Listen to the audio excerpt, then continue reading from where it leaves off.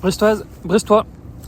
Caractéristique du passage à 18 équipes cette saison, la saison du Stade Brestois 29, en fait, elle est marquée par davantage de trêves. Vous l'avez bien vu, on l'a bien vu.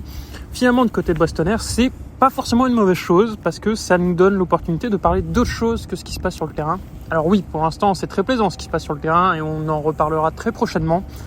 Mais ça nous donne l'opportunité de faire des choses un peu différentes et de parler d'autres choses. En particulier, ça nous donne l'opportunité de parler d'une chose qui nous intéresse énormément, c'est de parler de vous les supporters brestois, vous qui êtes finalement l'âme de ce club et qui faites vivre ce club. On va donc démarrer ici une nouvelle série en fait, nouvelle série qu'on peut appeler Portrait de supporters si on le veut, et on la démarre avec Rivenzi. Alors Rivenzi, pour ceux qui ne le connaissent pas, c'est un streamer qui est notamment connu sur Twitch pour ses émissions. Mais c'est pas un critère en fait. La célébrité, on s'en moque un peu, c'est juste que pour un premier format, c'était bien d'avoir quelqu'un qui soit à l'aise à l'oral, qui puisse un peu dicter. C'est pour ça qu'on a fait le choix de Rivenzi, mais à terme, nous, on veut donner la parole à tous les gens qui font le Stade Brestois, c'est-à-dire les gens qui sont incontournables dans les tribunes. Ça peut être des gens qui sont peut-être un peu plus détachés, des expatriés, ou finalement des gens qui aiment le Stade Brestois parce qu'ils aiment Brest. Voilà. L'idée, c'est peut-être de sortir un peu du cadre purement du football pour parler de ce qui fait l'ADN brestois.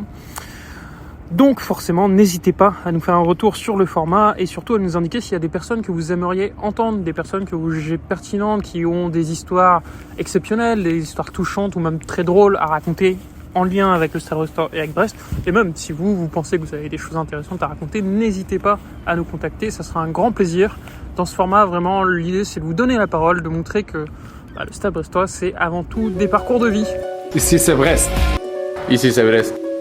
Ici c'est Brest. Ici c'est Brest. Qui est de Brest? Elle aime bien Grougy, ma femme. Le doublé de Jérémy Le Doiron. Donnez-lui le ballon d'or. Balle de but pour Honora. La barre entrante. Mais ils sont fous ces Bretons. Ils sont fous ces Brestois. Des grands connaisseurs qui peuvent se permettre de parler à ma place.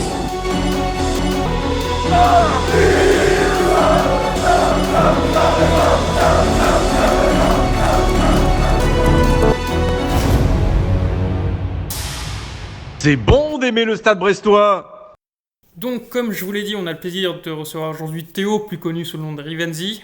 Rivenzi, on te remercie de nous donner ton temps, de nous permettre d'inaugurer ce format de portrait de supporter. Comment ça va ?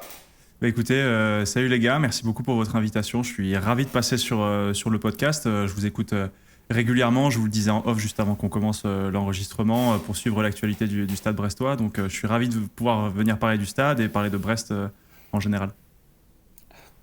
Merci. Pour commencer, on va être finalement très original. Est-ce que tu peux te présenter ? Qui tu es, ce que tu fais, voilà. Ouais, général. carrément. En gros, si vous voulez, je suis créateur de contenu sur Internet. Je travaille sur une plateforme qui s'appelle Twitch. Twitch est une plateforme américaine qui s'appelait Justin TV et aujourd'hui qui s'appelle Twitch, qui appartient à Amazon et où en fait on diffuse. Alors au départ, c'était une plateforme qui était connue pour diffuser beaucoup de parties de jeux vidéo.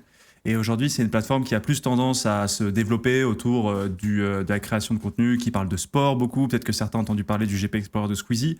C'était sur Twitch. Il y a aussi l'événement de football, pour rester dans le foot, le Eleven All-Star de Amine, où il y avait une équipe de streamers français contre une équipe de streamers espagnols, et c'était au stade Jean-Bouin. Moi, je développe du contenu aussi lié à l'histoire. On parle de sport sur ma chaîne.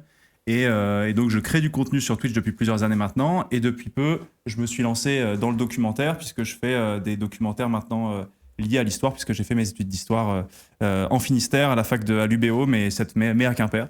Je fais une petite infidélité à Brest dans mes études. Et du coup, j'ai fait mes études d'histoire à Quimper. Et aujourd'hui, je fais aussi des documentaires. Voilà, donc peut-être que certains regardent parmi les auditeurs.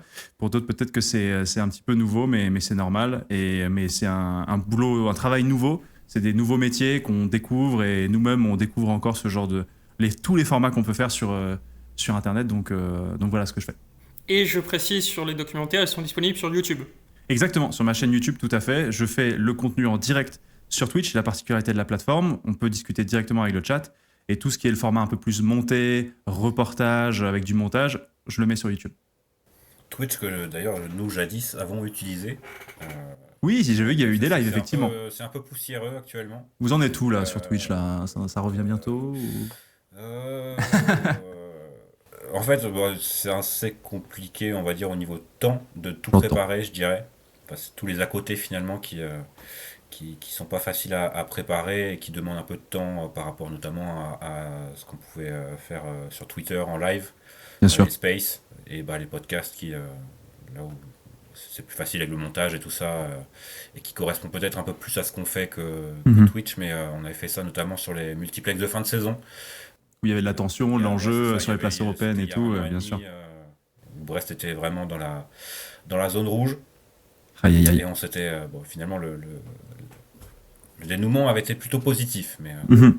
voilà, c'est un peu là où on en est depuis Twitch, depuis 1 an et demi, on va dire qu'on n'a pas touché à notre page Twitch qui pourtant on a de plus en plus que ce soit podcast, vous l'avez fait par exemple toi Rive avec tout ce qui est viewing party pendant la Coupe du Monde de rugby. Ouais, exactement, Mais, tout à fait.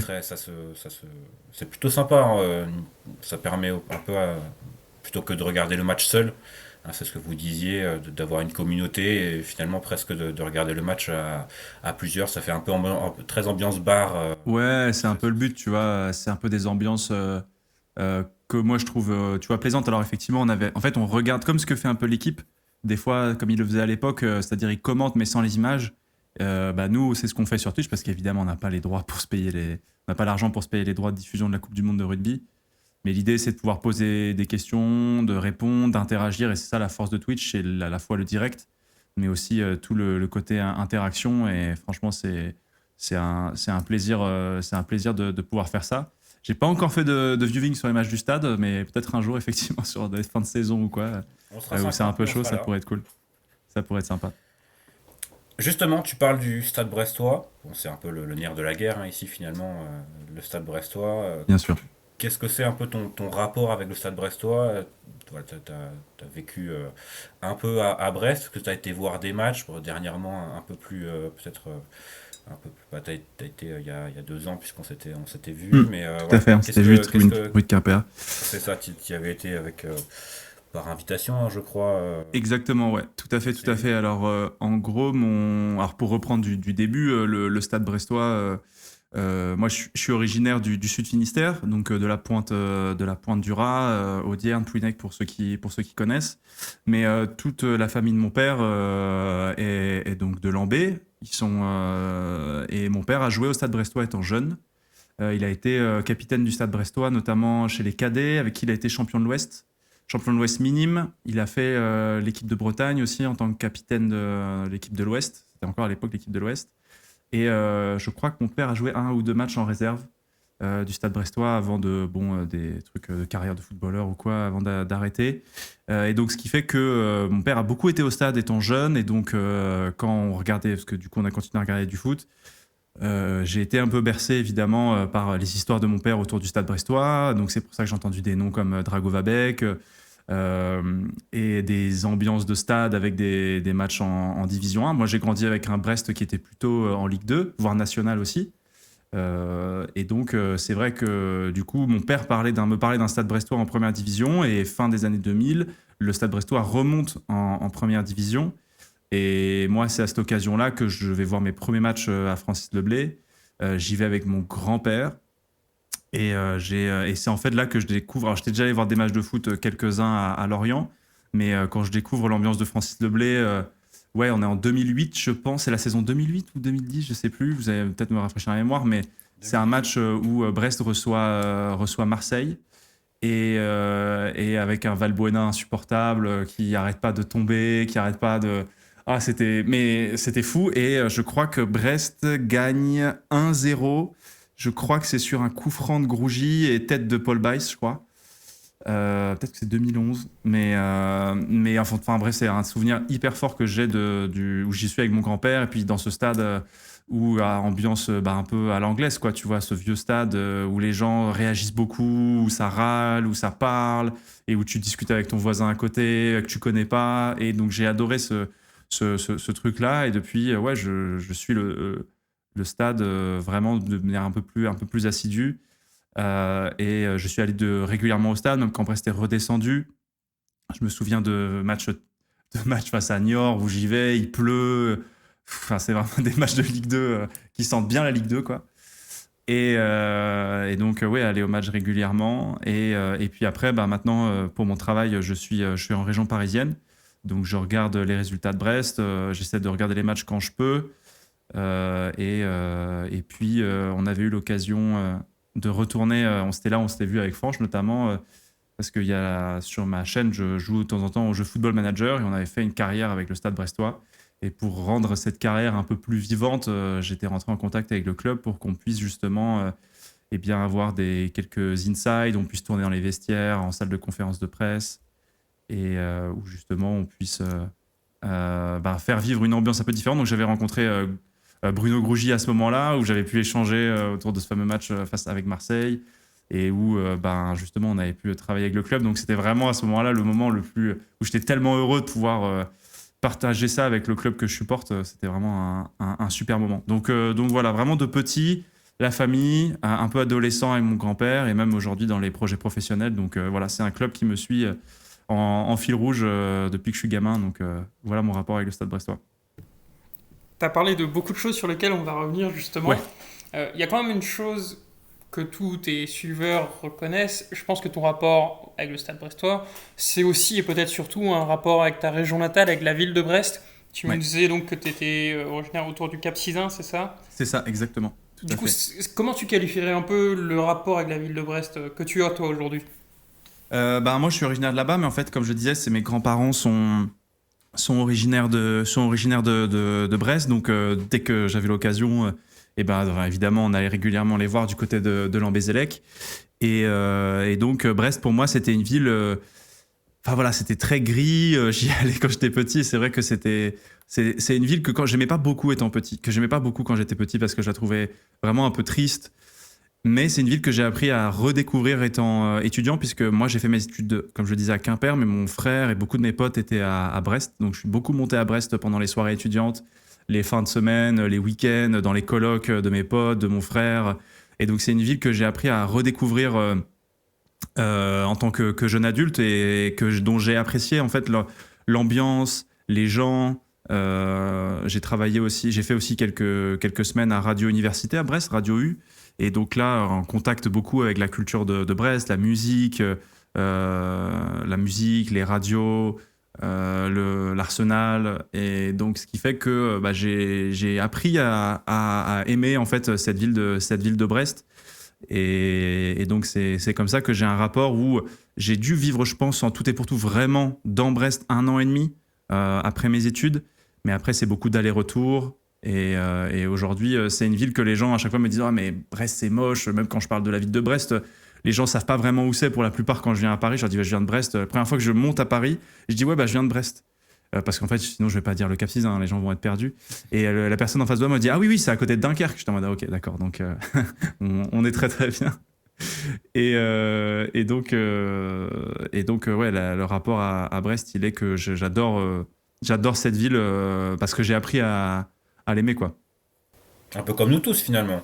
Ouais, après, je sais pas si vous êtes brestois, mais moi, c'était un peu après, quoi. J'ai pas grandi dans Brest, mais c'était plus comme jeune adulte, quoi. Je pense que même en étant petit, on se dit finalement qu'elle est pas très belle, et c'est effectivement quand on apprend aussi son passé, quand on apprend les gens aussi qui y vivent, qui y travaillent, où on a une différente approche, hein, comme tu le disais, de cette ville. Et c'est assez drôle parce que moi toute ma famille est brestoise, et par contre moi je descendais dans le pays bigoudin pendant les vacances, Ok. donc c'est ce qui fait que tu vois, on a tous des chemins de vie finalement qui s'entrecroisent et qui s'entremêlent. Ah ouais, ok. Ah, super. Très intéressant. Ouais, du coup, moi, c'était vraiment, tu vois, vraiment l'inverse. Et puis, en Parce que plus, à en Brest... fait, généralement, pour tes vacances, en fait, tu vivais toute l'année à la campagne, Ouais, et tu allais en ville l'été. Donc c'est peut-être aussi différent. j'allais en vacances à Brest, exactement. C'est ça, C'était un ça. point de vue différent. Parce que finalement, la ville, les villes, les étés sont différentes de toute l'année, hein, avec les touristes, avec davantage d'événements qui se déroulent dans la ville pendant l'été. Donc c'est vrai que ton état d'esprit d'enfant est peut-être différent aussi de celui que tu as pu avoir en tant qu'adolescent et plus tard jeune adulte, comme tu le disais. Ouais. Ouais, c'est ça. Et C'est vrai que, puis, tu vois, c'était une ville. Enfin, comme quand t'es à la campagne, en fait, j'en parle souvent sur ma chaîne, mais je sais pas, c'est vrai que quand t'es à Brest, tu sais, il fallait prendre le bus, tu pouvais aller au cinéma en bus. Il y avait le côté un peu autonomie que ça t'ouvrait aussi, qui était chouette quand même quand j'arrivais à Brest. Puis bah, les jeudis du port, et c'était des choses, il y avait du monde, où je trouvais ça énorme quand j'étais gamin.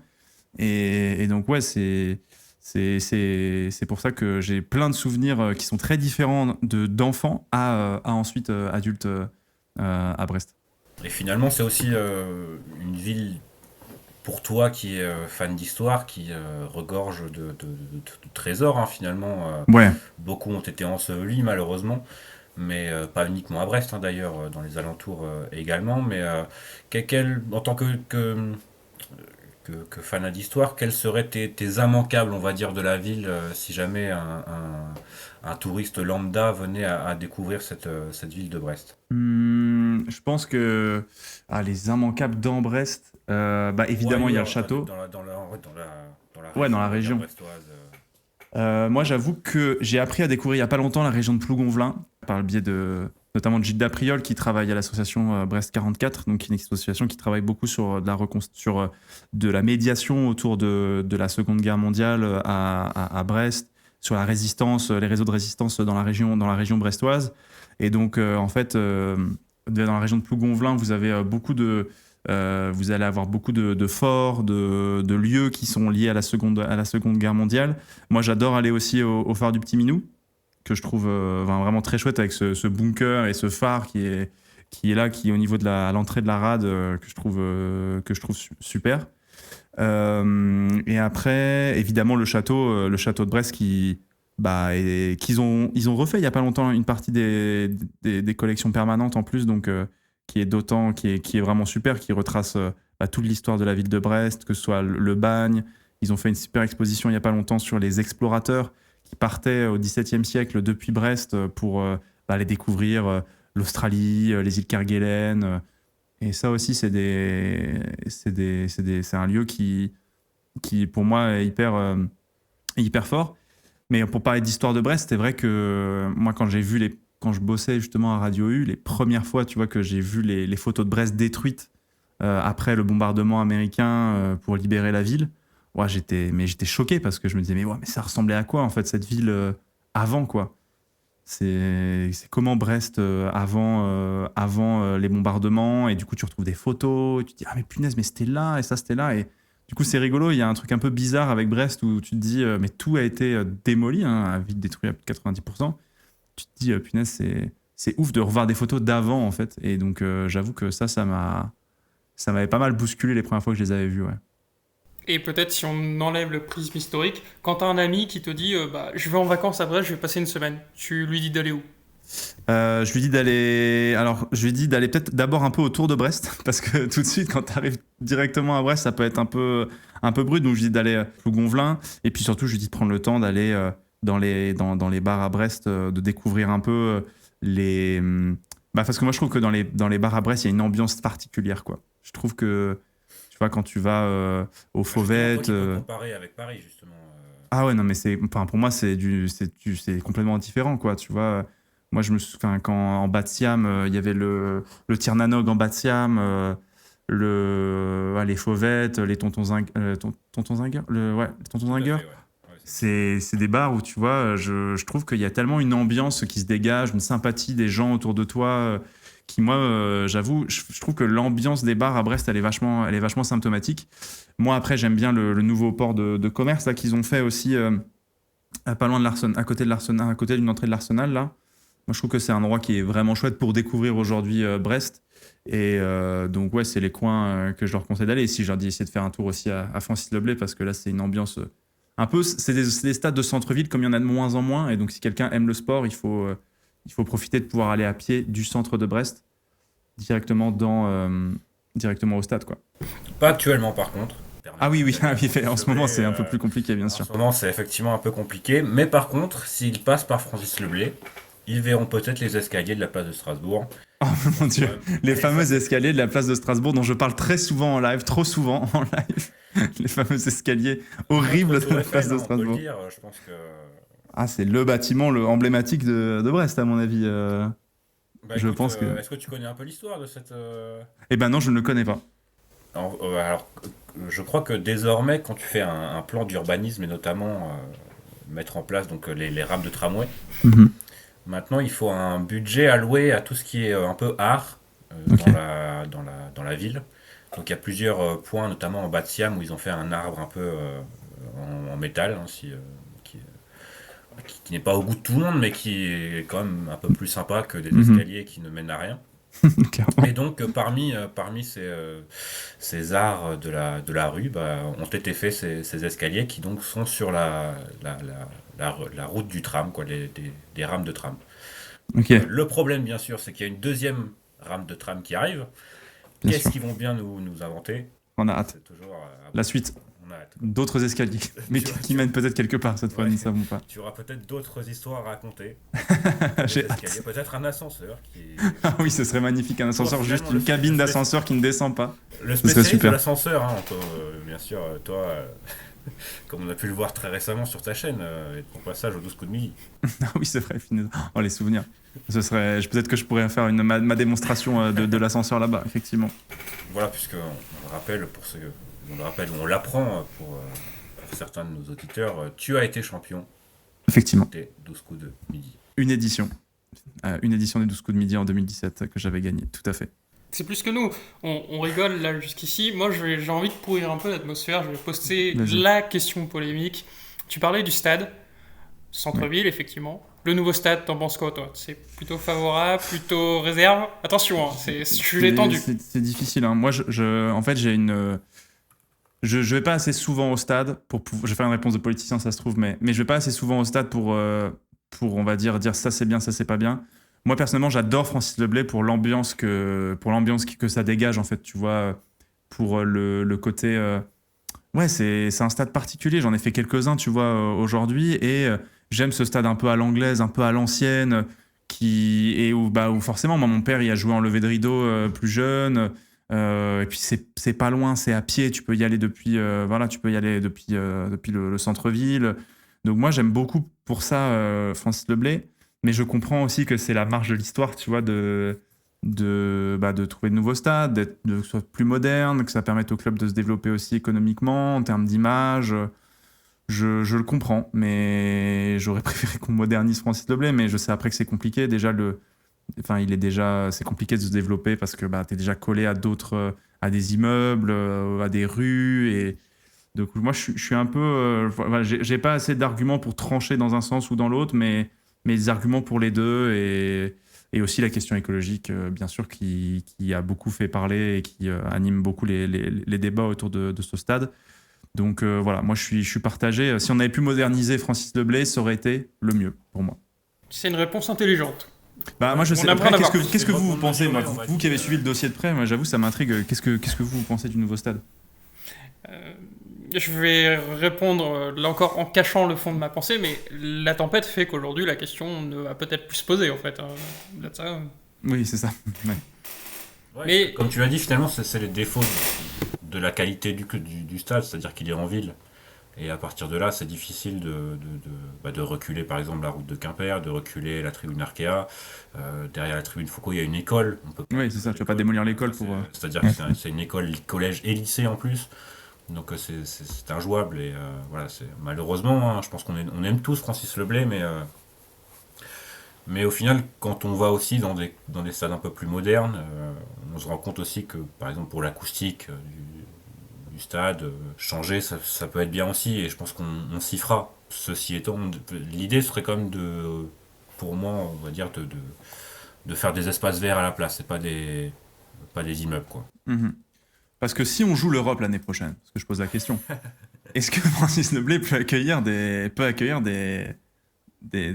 rencontres européennes? Alors, on s'était posé la question, et très honnêtement, on pense que non. Ouais. Par exemple, un club comme Fribourg, il y a quelques années, avait joué la Coupe d'Europe, et en fait, ils ne pouvaient pas jouer chez eux parce que, par exemple, la ligne de but était trop proche des tribunes. Ah oui, ok. Et tu vois, rien que ça, en route de Quimper, je pense que Oui, bon, du coup, c'est un peu dangereux, quoi. Oui, clairement, j'entends. Oui, c'est sûr. Ok. Mais bon, si ça se trouve, la question se posait il y a 4 semaines, peut-être qu'elle ne se posera plus dans 4 semaines. Ouais, c'est ça, exactement. On verra dans quelques semaines où on en est. Donc comme tu l'as dit, tu es expatrié à Paris maintenant. Oui. Tu as quitté, même si tu reviens régulièrement, hein, je pense en Bretagne, au bout du monde.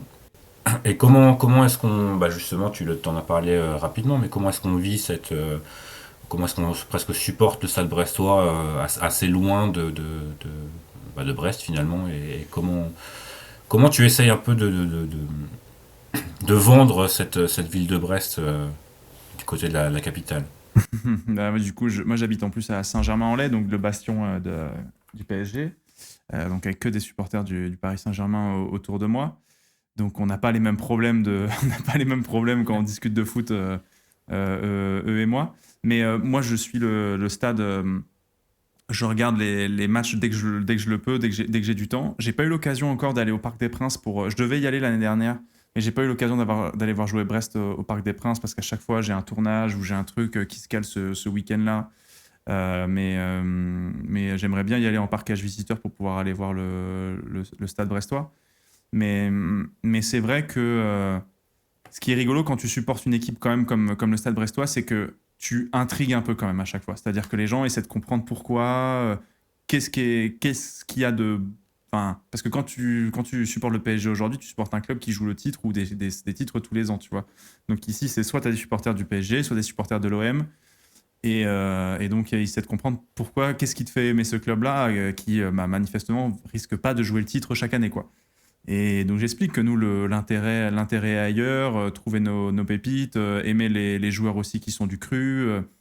Et donc il y a tout ça dont j'essaie d'expliquer aussi que ça rend nos saisons palpitantes, mais d'une autre manière, quoi. Donc, et je pense que ce qui est intéressant, c'est que quand on supporte un club aujourd'hui dans le football d'aujourd'hui, qui est un football, imaginons un football qui joue l'Europe.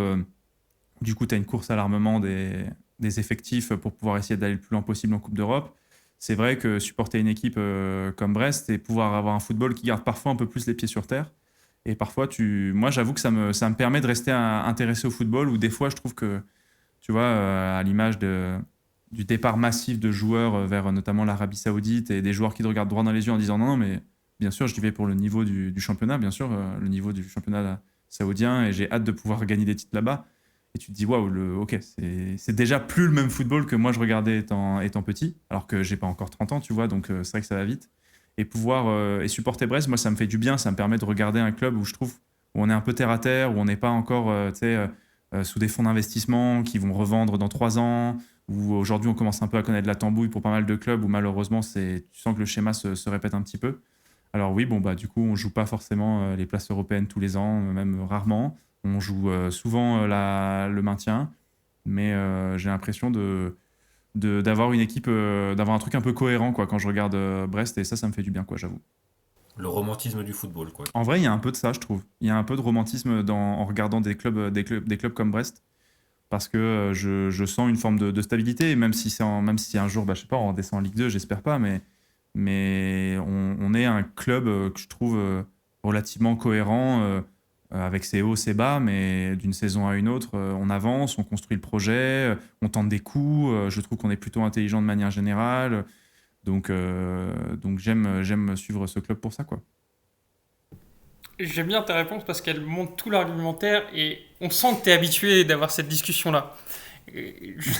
Justement, est-ce que t'as pas un peu l'impression qu'aujourd'hui, notamment sur Twitch, dans le cadre de ton boulot, tu es un peu catégorisé comme le Brestois, tu vois, c'est presque un marqueur de reconnaissance. Ouais, je suis catégorisé comme le Breton déjà, le Breton de service, et comme le Brestois, bien sûr, parce que aujourd'hui sur Internet, des gars qui supportent Brest, il n'y en a pas beaucoup. Des gars qui supportent des clubs comme Brest, il n'y en a pas beaucoup. C'est-à-dire que... Et puis, tu vois, il existe aujourd'hui beaucoup de podcasts, tu vois, qui peuvent parler de l'OM, de l'OL, du PSG, peut-être de Lens aussi maintenant qui commence à émerger un petit peu, mais c'est vrai c'est vrai que ces clubs, on va dire moins populaires à l'échelle nationale, c'est vrai c'est-à-dire que quand les gens viennent sur mon live, ils savent que pour le résumé de Ligue 1 de la journée, on va surtout parler du match de Brest, quoi. C'est-à-dire que le PSG, ils peuvent avoir fait ce qu'ils veulent ou quoi ou qu'est-ce. Moi, on va surtout regarder le match de Brest et voir ce que Brest a fait. Donc c'est ça qui est rigolo, c'est que vraiment les gens ils viennent sur ma chaîne et ils savent, ils me posent même la question, ils viennent me voir direct en mode bon Brest ça a fait quoi? Et ils posent même pas la question pour les autres clubs, c'est ça qui est rigolo. Donc c'est ça, moi, j'aime bien ce truc d'être catégorisé comme le Brestois quoi. Et c'est assez marrant parce que tu l'as dit, tu as fait une partie sur Football Manager avec le Stade Brestois. Ouais. Et même si tu es catégorisé le Brestois, le Breton et que beaucoup de Brestois, Bretons te suivent, il y a aussi des gens qui n'ont pas grand chose à faire de Brest, qui même n'ont pas grand chose à faire du foot et qui t'ont suivi sur cette aventure. Ouais. Et justement, est-ce que ça n'a pas été parfois un peu compliqué de concilier l'intérêt de fans qui sont un peu purs et durs, un peu puristes, et de gens qui, bah voilà, faut le dire franchement, n'avaient pas grand chose à faire de Brest et qui se connectaient pour voir Rivenzi jouer à Football Manager? En vrai, ça allait. J'ai pas trop eu ce truc là avec les supporters purs et durs du stade brestois, parce que ceux qui passaient en tout cas étaient souvent bienveillants. Et c'était parfois moi le supporter pur et dur. Parce que dans ma partie de Football Manager, je voulais pas voir, parce qu'il y avait c'était le moment où il y avait la concurrence Bizot Larsonneur, et je voulais pas voir Larsonneur partir. Je voulais qu'il s'impose face à Bizot, tu vois, le local de l'étape et tout, mais force est de constater que dans le jeu, en tout cas, Larsonneur était bien en dessous de Bizot. Et j'étais le seul à être vent debout en mode non, on va le garder et tout. C'est lui qu'il faut qu'on garde dans les cages. Alors que Bizot nous faisait des exploits exceptionnels. Alors, et Larsonneur, vraiment, en plus, il est petit. Et les stats dans Football Manager, quand t'es petit, quand t'es un petit gardien, c'est pas top. Donc c'était même un peu moi, des fois, le Brestois pur et dur sur certains trucs. Donc non, c'était drôle, c'était vraiment une super expérience et j'aimerais peut-être refaire un de ces quatre une aventure. Alors je sais pas si ce sera avec le Stade Brestois, mais parce qu'il faudrait qu'on remette la barre assez haute, mais ça pourrait être cool quoi. Et justement, parle-nous un peu de l'accueil du Stade Brestois, puisque comme tu l'as dit un peu en préambule quand tu as ouvert le podcast, donc le club t'avait un peu laissé presque carte blanche pour faire ce que tu voulais autour du club, pour agrémenter, on va dire, ton stream de petites pastilles, on va dire, très jeu de rôle, on va dire. Ouais, exactement. Avec toi sur le banc, toi en conférence de presse. Effectivement, tu avais vu avec le Dieu vivant, hein, évidemment. Bruno Grougy. Voilà, tout un tas en bord terrain aussi, hein, il me semble. C'est ça, exactement. On avait du coup une journée de tournage avant match. Donc ce qui s'est passé, c'est qu'on avait pris contact avec le club, on avait une réponse sur les réseaux du community manager qui nous avait dit, bah écoutez, c'était avant un Brest RC Lens, il nous dit vous pouvez venir veille du match pour pouvoir filmer des trucs dans les vestiaires, filmer en la salle de conférence de presse. L'idée, c'était de pouvoir avoir des images où moi, je puisse m'incruster sur fond vert. Comme ça, après mes parties, je pouvais simuler des conférences de presse et les spectateurs pouvaient jouer, les viewers dans le chat pouvaient jouer les journalistes. Aussi, on avait fait un peu la même chose dans le vestiaire pour qu'on puisse faire des causeries dans le vestiaire avec un tableau Velleda, etc. Et puis après, on avait agrémenté ça avec des petites séquences bord terrain super chouettes. On avait eu Bruno Grougy aussi qui était venu et qu'on utilisait un peu un peu pour m'accueillir dans le club parce que du coup, je jouais le nouvel entraîneur, celui qui arrivait pour aller chercher l'Europe avec le Stade Brestois. Et ensuite, on avait eu la chance, donc en plus du club, on avait les Celtic Ultra qui avaient accepté qu'on vienne en tribune pour les enregistrer, pour qu'on puisse avoir des chants de supporters du Stade Brestois pour agrémenter l'ambiance sonore aussi du live, puisque évidemment, l'idée c'était de pouvoir avoir aussi des chants de supporters qui ne sont pas enregistrés dans Football Manager. Donc l'idée c'était qu'on puisse retrouver une ambiance un peu à la Francis Leblay dans le jeu. Et donc, on avait fait un enregistrement audio. On avait même demandé au Celtic Ultra s'ils pouvaient nous enregistrer un Rivenzi d'émission le jour où ça partait un peu mal sur les matchs. Et donc, non, ça avait été super que ce soit le club ou les supporters. On avait été super bien accueillis. Et franchement, c'était vraiment super bien, quoi. C'était une super, super expérience. On avait du coup enregistré ça depuis bord terrain. On était chasuble. Du coup, on s'était retrouvés dans la réunion d'avant-match. Il y a une forme de réunion avec, du coup, il y avait Amazon, il y avait aussi les radios locales qui sont là dans ces réunions-là, qui expliquent tout le protocole d'avant-match, où tu as les arbitres qui expliquent voilà ce qui va se passer, l'officiel qui est là, comment ça va se dérouler, tout ça. Et ensuite, nous, on dit, voilà, vous avez le chasuble, vous vous mettez dans ce coin-là. On était côté tribune Quimper et on pouvait enregistrer et c'était trop bien. C'était trop chaud, c'était super chouette. Et c'est très bien aussi la manière dont tu le présentes parce que ça casse un peu le cliché que certaines populations peuvent mettre sur Twitch du geek un peu qui bouge jamais de chez lui, qui c'est son ordi, son lit, etc. Et Mhm. justement, ça peut être bien d'aller dans ce sens-là. Et est-ce que tu peux un peu nous décrire ce que ça serait une journée ou une semaine type pour Rivenzi, streamer? Ouais, alors ma semaine type, c'est du coup, moi je stream du lundi au vendredi. On a le lundi, on a des streams, je stream souvent de 9h jusqu'à 14h. Et après, on a souvent le lundi notamment, on a beaucoup d'appels. On a des réunions à distance avec mes agents pour faire un peu le plan de la semaine sur les affaires en cours. Donc, une fois qu'on va dire que le stream est fini, parfois le stream, ouais, ça dure ça peut durer 4-5 heures. Donc c'est assez demandant. Ensuite, une fois que le stream est terminé, on n'éteint pas l'écran parce qu'il faut rester sur les réunions. Et puis en ce moment, il y a l'écriture du prochain documentaire. Donc souvent, on coupe le stream, on fait une petite pause, on mange. Et milieu d'après-midi, on réattaque sur l'écriture du prochain documentaire. Donc il y a des recherches à faire sur des bouquins. Il y a des appels à passer avec des spécialistes aussi. Et le mercredi soir, on se fait des live histoires, donc soit avec des historiens, donc en direct sur Twitch, avec des historiens qui viennent nous parler de leur spécialité. Ou sinon, on a des lives où on regarde des documentaires Arte, mais beaucoup de documentaires sur YouTube par exemple, et on regarde un documentaire, on se pose des questions, on approfondit certains sujets du documentaire. En ce moment, on regarde une série d'Arte sur le Vietnam. Ils ont sorti 9 épisodes, et donc là, on est sur, on va regarder les 3 derniers épisodes cette semaine par exemple. Et donc ça, on fait les streams de 9h à 14h, mercredi le soir, jeudi, vendredi. Donc on a la semaine qui est bien chargée. Je compte pas les heures, c'est un peu compliqué de dire une fourchette comme ça. Je sais pas, on est à 40 heures de boulot, peut-être même plus, tu vois, mais au moins 40 heures, je pense, de taf, à mon avis, sur la semaine. Et puis je coupe le plus possible le week-end. Après, dans les vies de streamers, des fois, il y a des tournages. Là, on avait la Coupe du Monde de rugby, et fatalement, c'était le week-end. Mais dans l'idée, j'essaie de garder les 2 jours de week-end off pour un peu ressourcer. Comme je parle de sport, regarder du sport et pouvoir en reparler après la semaine qui arrive. Donc voilà, il y a plein de choses. Il y a ce qui se passe à l'écran, il y a ce qui se passe en préparation et il y a un peu tout le côté, bien sûr, administratif, machin, à côté. Donc on ne fait pas que jouer aux jeux vidéo, loin de là. Et puis de temps en temps, ça c'est plus rare, mais ça nous arrive une fois peut-être tous les 2 mois, parfois tous les mois. On a un tournage, donc ça m'arrive, comme on a fait un documentaire sur Verdun, un documentaire sur le débarquement de Normandie pour la chaîne YouTube. Et cette fois-ci, on part 2-3 jours en expédition avec un cadreur, avec mon co-auteur. Et là, on part dans une région de France pour aller à la rencontre des gens qui connaissent ces sujets-là. On les interviewe, on va sur les lieux, on découvre, on apprend. Et après, on le retranscrit à travers les documentaires. Donc, il y a toute cette partie-là qui est un peu plus exceptionnelle, on va dire, mais qui fait aussi partie du travail et que j'implante que j'implante aussi dans ma routine de plus en plus. Et tu parlais de documentaire, hein, parce que est-ce qu'un documentaire autour d'une histoire, dans la grande histoire de Brest, est envisageable un de ces jours? Alors pour un projet à Brest, on a un live qui est prévu avec la marine et donc avec sur l'arsenal de Brest. Et donc on a un live sur l'école militaire, sur l'Étoile aussi, qui est un bateau-école qui est basé à Brest.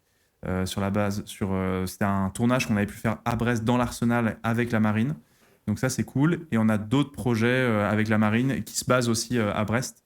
Donc ce ne sera pas forcément sur la ville de Brest en elle-même, mais ça tournera en tout cas ça parlera de choses, de lieux qui sont dans Brest. Par rapport aux fêtes maritimes peut-être? Non, pas sur les fêtes maritimes, mais peut-être que ça pourrait se faire. Mais on a de nouveaux projets de vidéos qui arrivent et notamment avec un bateau basé à Brest. On a hâte de voir ça, effectivement. On va pas te mentir, nous, Quentin comme moi, on n'est pas forcément très fans de rugby. Et on n'est pas très originaux parce que tu reconnaîtras à Brest, le rugby, c'est pas vraiment le sport. Et c'est un peu la question c'est la question que je me pose.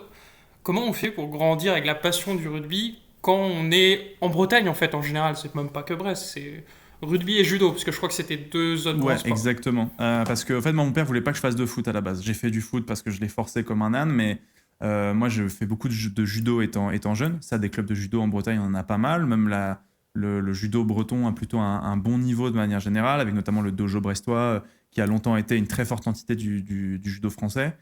Mais pour le rugby, eh ben, écoute, moi j'ai grandi avec un père qui aimait beaucoup regarder le rugby, qui n'était pas forcément un grand connaisseur, mais qui aimait regarder les matchs, les affiches Stade français, Stade toulousain le samedi après-midi.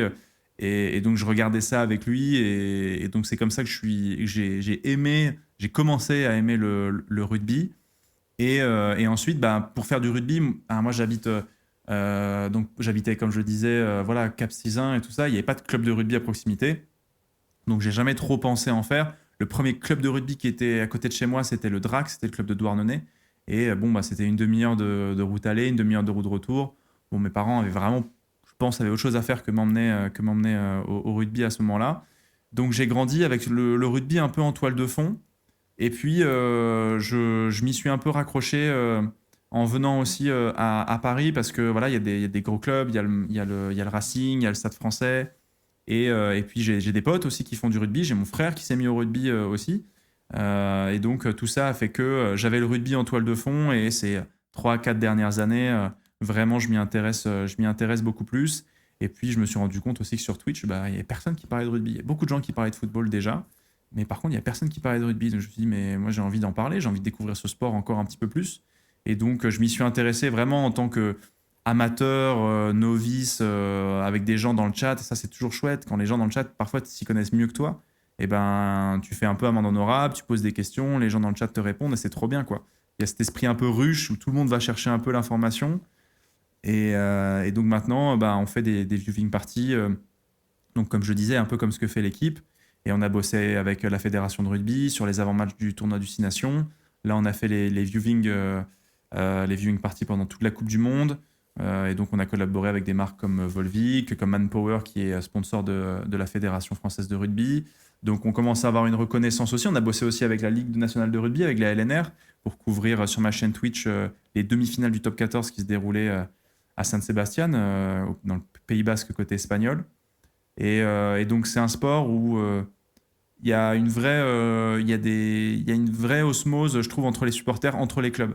C'est-à-dire que ça, je trouve, avec le dernier épisode entre Lyon et Marseille, quelques abrutis, est-ce qu'on peut les appeler supporters, ont empêché le match de se dérouler. Là, tu vois, à Saint-Sébastien, ce qui était magnifique, c'était que tu avais pendant 2 jours, en fait, les 4 équipes demi-finalistes du top 14 se retrouvent pour jouer dans la même ville. Donc, ce qui fait que tous les supporters des clubs qui vont jouer, mais même parfois d'autres clubs qui sont même pas là, se rejoignent pour voir les matchs. Et du coup, tu as des mecs avec des maillots de La Rochelle, des maillots de Toulouse, des maillots de Bayonne, voilà, de partout. Et tout le monde se croise et tout le monde se retrouve. Et il n'y a pas d'animosité, il y a juste cette envie de partager le rugby. Et ça, j'ai trouvé ça mais tellement beau et tellement chouette. Et du coup, tu as les Toulousains qui vannaient les Rochelais et puis vice-versa. Et on se retrouve en finale. Et c'était trop bien. Et du coup, dans le rugby, il y a aussi cette simplicité aussi de supporter sans détester viscéralement l'autre qui fait aussi du bien, quoi. Et bientôt... Les Guingampais n'ont pas d'équipe de rugby. Bien sûr, parce que je dis ça parce que Guingamp n'a pas d'équipe de rugby, bien sûr. Mais tout peut changer à partir de ce moment-là, évidemment.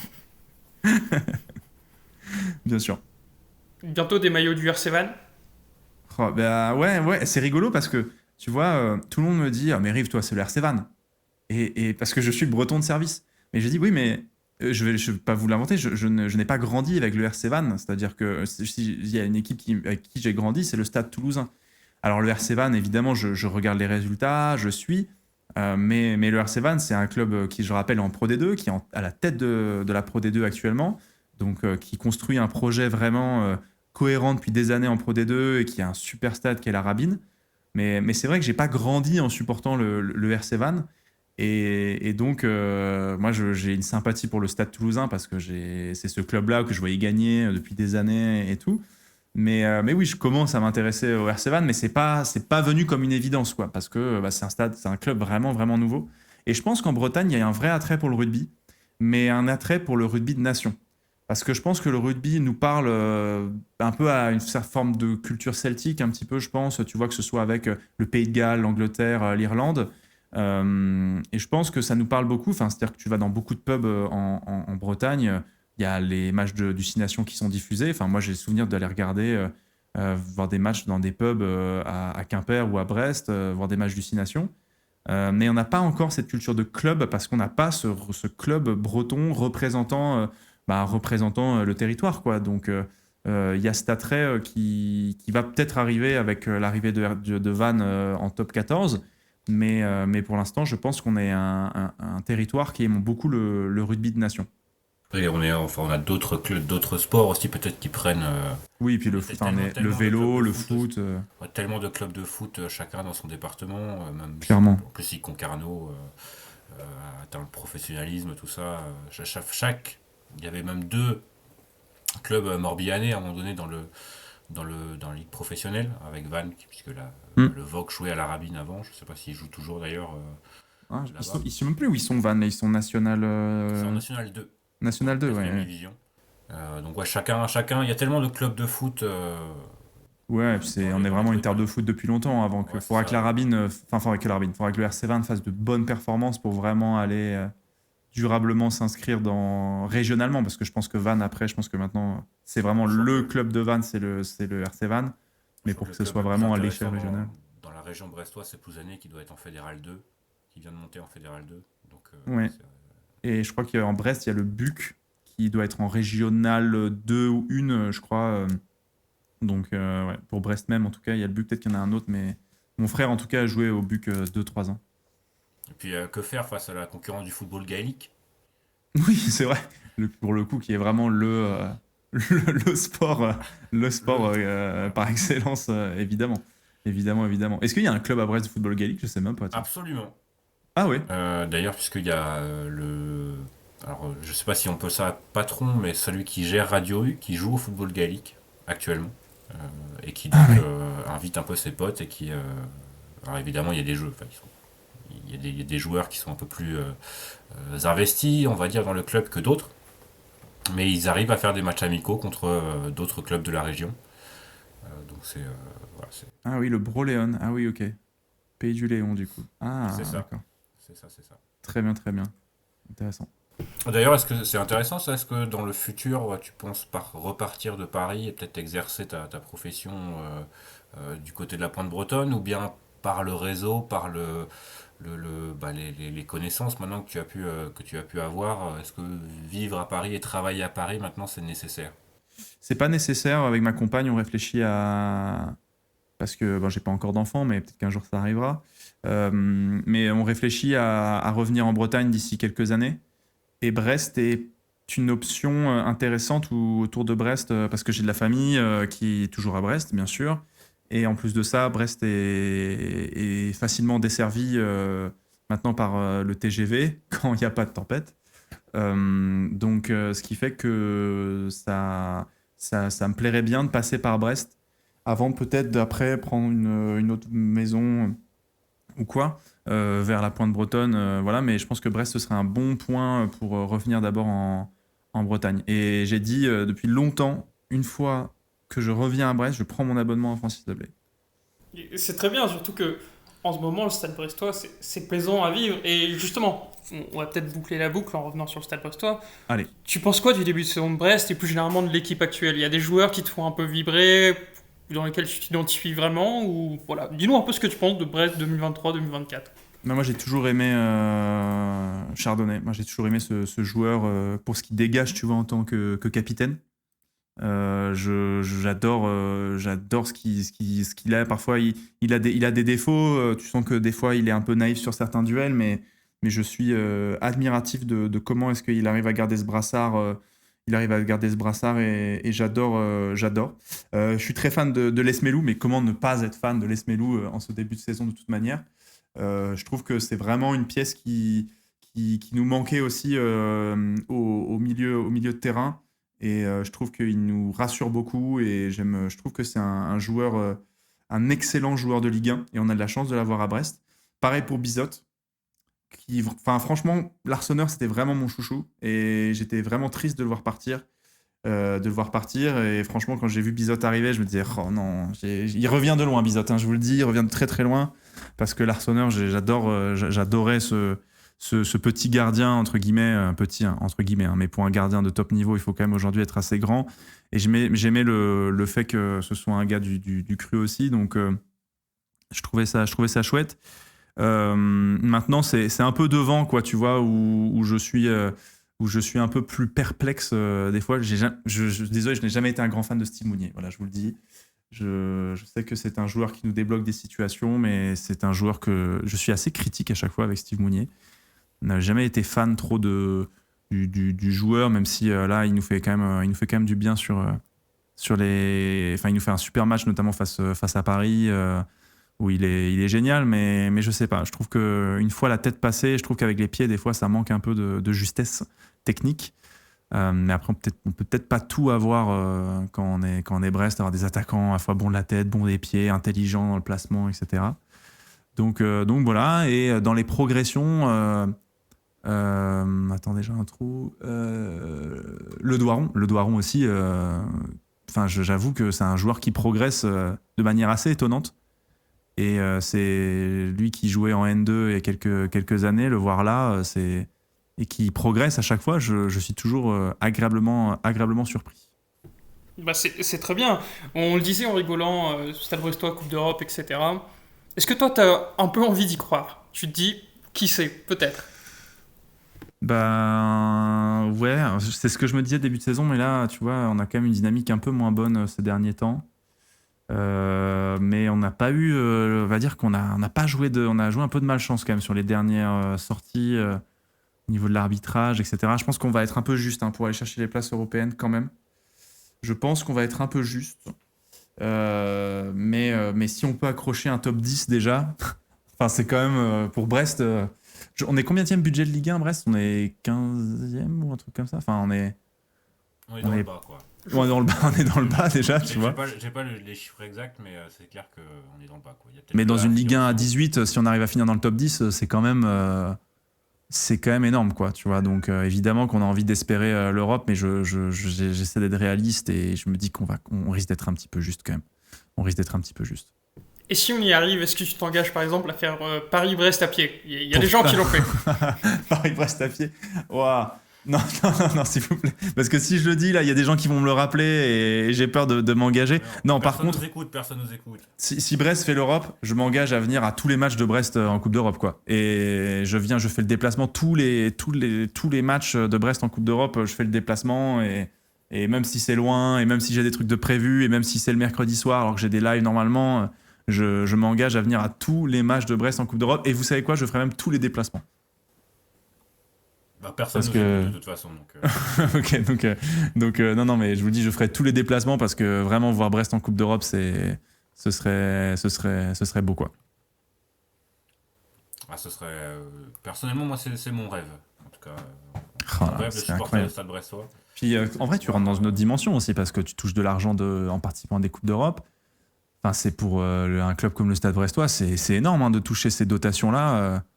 Ces primes-là, ça fait vraiment passer ton club dans une autre dimension. Après, c'est toujours aussi la difficulté d'allier à la fois Ligue 1 et Coupe d'Europe. Mais franchement, si on peut voir ça une fois dans nos vies, franchement, j'avoue, je calculerais beaucoup moins si ça devenait arriver, quoi. Ouais, qu'on descende en Ligue 2, il n'y a pas de souci, mais juste voir une saison, une demi-saison, même en Coupe d'Europe, faire des déplacements à l'étranger, c'est vrai. Oh là là, vraiment pour supporter le Stade, c'est fou. Parce qu'en fait, dans le romantisme aussi, et ça, je le découvre, tu vois... avec en allant quand je vais au match, j'essaie d'aller le plus possible tribune Quimper. Excusez-moi, j'ai mon chat qui est derrière, bien sûr. Quand je parle de tribune Quimper, ça l'énerve aussi un peu. Une guingampèse. Une guingampèse, sûrement. Aïe. Mais en fait, c'est aussi il y a ce truc-là de quand tu es supporter d'une ville où tu as été, où tu as grandi, que ce soit, il y a aussi ce truc de quand même où tu es attaché viscéralement à un club, quoi. Et où, même si des fois tu t'en éloignes un peu, ou tu regardes un peu moins la saison, quand il revient, tu vas au stade, tu chantes avec tout le monde. Et en fait, ce qui était bien à Francis Leblay, c'est ce truc où je trouve que c'est un stade où il se passe des choses. Les gens parlent, les gens râlent, les gens... on l'a vu avec Mbappé l'autre fois, quoi, tu vois. Il se passe toujours des choses à Leblay. Et c'est pour ça que j'aime ce club et c'est pour ça que quand il y est, bah, j'avoue que si on pouvait l'imaginer en Europe et déplacer un peu cette ambiance, un peu cet esprit brestois à l'étranger, ce serait vraiment exceptionnel. En tout cas, c'est un club, on va dire, où il y a très peu de touristes finalement qui aiment ce club. Donc Oui. tous les supporters brestois le sont parce qu'ils aiment le club. Mais tu sais aussi que même par exemple des Sud-Finistériens, il y a très peu de Sud-Finistériens qui sont supporters du Stade Brestois. C'est-à-dire que moi, quand j'étais joueur de foot dans le Sud-Finistère, il y avait beaucoup plus de supporters du FC Lorient que de supporters du Stade Brestois, par exemple. Ce qui est terrible. Ouais, alors ce qui est terrible, mais ce qui était finalement à l'époque assez logique, parce que Brest était, Oui. vivait des temps un peu... il y a eu le passage... C'était la nationale à ce moment-là. Hein, quand... Ouais. Ouais, voilà, donc, et de l'autre côté, tu avais Christian Gourcuff qui faisait plutôt bien jouer son club. Oui, clairement. Et je sais pas si, peut-être, au niveau caractère, caractère des gens, est-ce qu'ils sont... Les Sud-Finistériens ne sont pas plus proches des Morbihanais que des Nord-Finistériens? Après, personne n'est proche des Nord-Finistériens, c'est quand même une ambiance. C'est-à-dire que quand tu dépasses, une fois que tu as dépassé, tu passes Châteaulin, tu rentres quand même dans une ambiance, quoi. Donc, tu passes le pont de Recouvrance, c'est un autre monde. Hein. donc non, c'est... Ouais, je sais pas. Peut-être qu'aujourd'hui, ça changerait. Peut-être qu'aujourd'hui, si tu vas dans les clubs du Sud-Finistère, aujourd'hui, peut-être qu'avec Brest qui est en Ligue 1, peut-être que c'est plus 50-50 aujourd'hui. Mais c'est vrai que quand j'étais plus jeune, quand j'avais 15-16 ans, il y avait pas beaucoup de supporters de Brest. Hein. Il y a même plus de supporters guingampais que de supporters brestois. Hein. Bon, c'est toujours la blague avec les Morlaisiens qui selon le vent dans lequel ils soufflent, ils vont soit vers Guingamp, soit vers Brest. Quoi. Oui, c'est ça, exactement. Mais c'est un peu peut-être la même chose aussi avec les Sud-Finistériens. Donc, ça doit être ça, je pense. Ce sont des parts de marché à gagner. Tout à fait. Et Brest doit aller chercher ses parts de marché. Bah, c'est l'une des raisons pour lesquelles ils veulent aussi faire le stade en périphérie et près des voies express. Quoi. Donc, oui, clairement. Oui, désenclaver un peu le stade pour pouvoir attirer des gens plus facilement. Exactement. Ouais, c'est ça, ouais. Clairement. Je pense qu'on a fait le tour, Yon Charian. Si tu as d'autres questions. Oui, non, je pense qu'on a fait le tour, sauf si toi, arrive de ton côté, tu as une grande déclaration ou quoi que ce soit.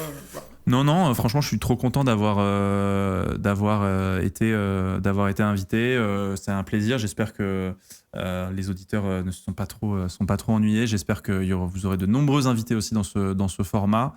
Je souhaite évidemment aux supporters brestois et au club une excellente saison. Et si on peut se permettre de rêver évidemment de places européennes, ce serait incroyable. Et puis pour moi, c'est toujours un plaisir de parler du Stade brestois, de le suivre. Et puis j'espère pouvoir venir quelques fois à Le Blé cette année. Là, je reviens un peu pour les vacances de fin d'année, donc on va essayer de profiter pour venir voir au moins un match au stade cette saison. Si on peut, bien sûr. Si on peut, oui, parce que là, au final, on va voir comment ça se passe pour... Ouais, on va voir comment ça se passe. Merci à toi, Rive. Merci beaucoup, merci pour votre invitation et bonne saison à tous. À une prochaine peut-être au stade, hein, si jamais... Au plaisir, bien sûr. À l'occasion, et bien sûr, pour terminer grandement, allez Brest. Allez Brest. Allez, Brest.